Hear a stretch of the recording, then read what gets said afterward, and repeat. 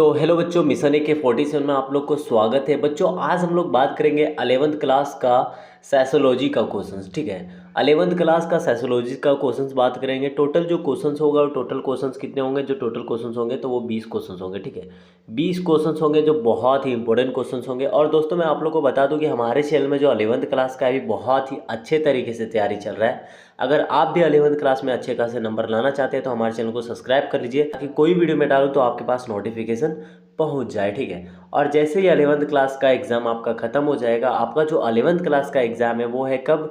20, 21, 22 को। ठीक है, 22 के बाद जैसे 11th क्लास का आपका एग्ज़ाम ख़त्म होगा उसके बाद हम लोग क्या करेंगे? 12th का तैयारी स्टार्ट कर देंगे। ठीक है, इसीलिए हमारे चैनल को आप सब्सक्राइब कर लीजिए क्योंकि 12th का जो टाइम है वो बहुत ही कम बचा है। ठीक है, इसीलिए हमारे चैनल में बहुत ही अच्छे तरीके से और बहुत ही जल्दी तैयारी कराया जाएगा 12th क्लास का, ताकि आप 12th का अच्छे तरीके से तैयारी कर सकेंगे। ठीक है, तो चलिए क्वेश्चंस को देखते हैं। टोटल जो क्वेश्चंस होगा 20 क्वेश्चंस होगा, जो साइकोलॉजी का है, समाजशास्त्र का है, बहुत ही इंपॉर्टेंट है। ठीक है, तो चलिए क्वेश्चंस को देखते हैं।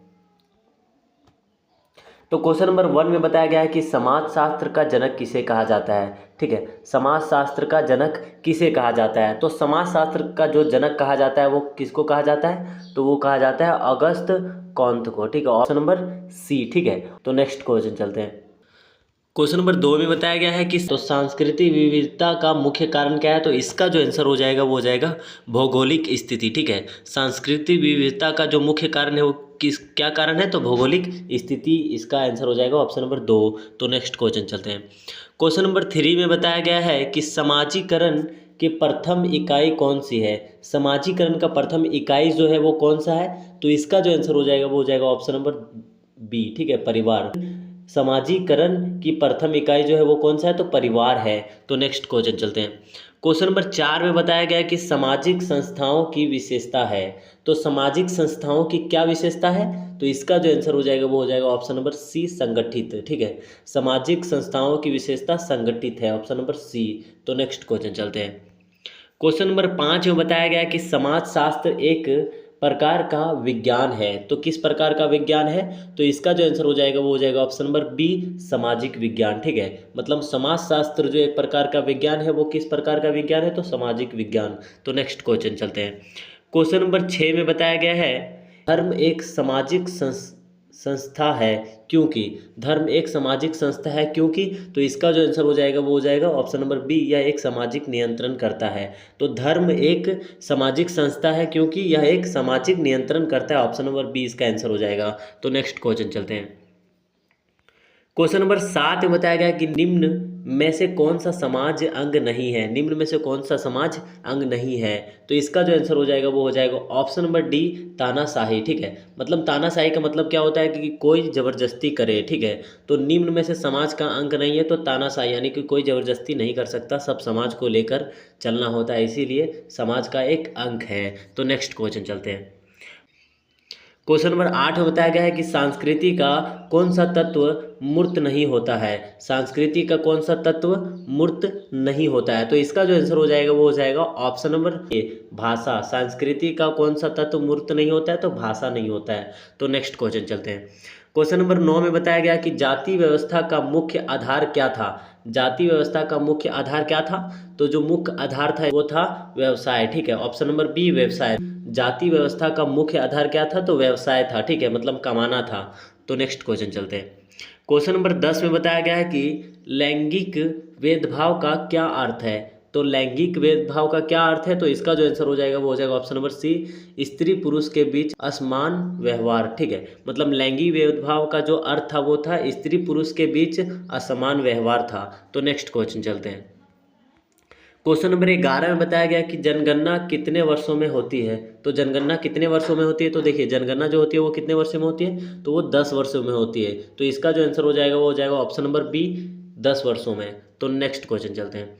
क्वेश्चन नंबर 12 में बताया गया है कि किस समाज में लोग स्थानांतरित नहीं होते हैं? तो किस समाज में लोग स्थानांतरित नहीं होते हैं? तो इसका जो आंसर हो जाएगा वो हो जाएगा ऑप्शन नंबर बी, ग्रामीण समाज में। ठीक है, ग्रामीण समाज में क्या होता है कि वहाँ के जो समाज है वो हस्तांतरित नहीं होते हैं, ऑप्शन नंबर बी, ग्रामीण समाज। तो नेक्स्ट क्वेश्चन चलते हैं। क्वेश्चन नंबर 13 में बताया गया कि भारत में सर्वप्रथम जनगणना कब हुई थी। तो भारत में जो सर्वप्रथम जनगणना हुई थी वो कब हुई थी, तो वो हुई थी ऑप्शन नंबर सी 1872 को हुआ था। ठीक है, 1872 को। और दूसरा जो बार हुआ था वो कब हुआ था, तो 1881 को हुआ था। ठीक है, तो नेक्स्ट क्वेश्चन चलते हैं।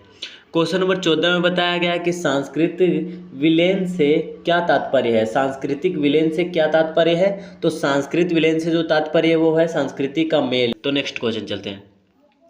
क्वेश्चन नंबर 15 में बताया गया कि बदलाव का एक महत्वपूर्ण स्रोत है। तो बदलाव का एक महत्वपूर्ण स्रोत क्या है, तो वो तकनीक है। ठीक है, ऑप्शन नंबर सी तकनीक। बदलाव का एक महत्वपूर्ण स्रोत क्या है, तो तकनीक है। तो नेक्स्ट क्वेश्चन चलते हैं। क्वेश्चन नंबर 16 में बताया गया कि अर्थशास्त्र का संबंध है। तो अर्थशास्त्र का संबंध किससे है, तो वो जो है वो है ऑप्शन नंबर सी संसाधनों से। ठीक है, अर्थशास्त्र का जो संबंध है वो है संसाधनों से। तो नेक्स्ट क्वेश्चन चलते हैं। क्वेश्चन नंबर 17 में बताया गया कि आर्थिक असमानता का कारण क्या है।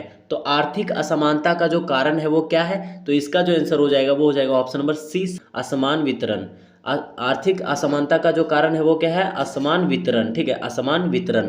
तो नेक्स्ट क्वेश्चन चलते हैं। क्वेश्चन नंबर 18 में बताया गया है कि मानव समाज की सबसे छोटी इकाई क्या है। तो मानव समाज का जो सबसे छोटा इकाई है वो क्या है, तो परिवार है। ठीक है, मानव समाज का जो सबसे छोटा इकाई है वो है परिवार, ऑप्शन नंबर सी। तो नेक्स्ट क्वेश्चन चलते हैं। क्वेश्चन नंबर 19 में बताया गया कि समाज किसका समूह है। तो समाज किसका समूह है, तो जो समाज है वो लोगों का समूह है। ठीक है, समाज जो है किसका समूह है, तो लोगों का समूह है, क्योंकि समाज में लोग होते हैं और लोगों का समूह समाज है। तो ऑप्शन नंबर बी इसका आंसर हो जाएगा। तो नेक्स्ट क्वेश्चन चलते हैं। क्वेश्चन नंबर 20 में बताया गया कि नारी शक्तिकरण का मुख्य उद्देश्य है। नारी शक्तिकरण का मुख्य उद्देश्य क्या है, तो वो है महिलाओं को शक्ति देना। नारी शक्तिकरण का प्रमुख उद्देश्य है, मतलब नारी शक्तिकरण जब होता है तो महिलाओं को शक्ति देना। ठीक है, उनको मतलब अधिकार देना। तो ऑप्शन नंबर ये इसका आंसर हो जाएगा। तो आज का जो टोटल क्वेश्चन यहाँ से 20 क्वेश्चन आपका कंप्लीट होता है। अभी हमारे चैनल में 11th क्लास का बहुत ही अच्छे तरीके से तैयारी चल रहा है। अगर आप भी 11th क्लास में अच्छे खासा नंबर लाने चाहते हैं तो हमारे चैनल को सब्सक्राइब कर लीजिए, ताकि कोई वीडियो में डालूं तो आपके पास नोटिफिकेशन पहुंच जाए और आप उसे देख पाएं और एग्जाम में अच्छे खासे नंबर ला सकेंगे। ठीक है, और दोस्तों मैं आपको व्हाट्सअप नंबर दे रहा हूँ, स्क्रीन में आपको व्हाट्सअप नंबर दिख रहा होगा। अगर आपको 11th क्लास का नोट्स PDF कुछ भी चाहिए तो आप हाई करके SMS कर दीजिए, वहाँ से आपको ग्रुप में ऐड कर लेंगे। ऐड करने के बाद वहाँ से आपको PDF नोट्स सारे क्वेश्चंस मिल जाएंगे। ठीक है, और 12th का भी तैयारी इसी चैनल में बहुत ही अच्छे तरीके से चलेगा। आप हमारे व्हाट्सअप नंबर में हाई करके SMS करके आप 12th में भी अच्छे खासे नंबर ला सकते हैं। तो आज के लिए इतना ही, फिर मिलते किसी नेक्स्ट वीडियो में, तब तक के लिए धन्यवाद।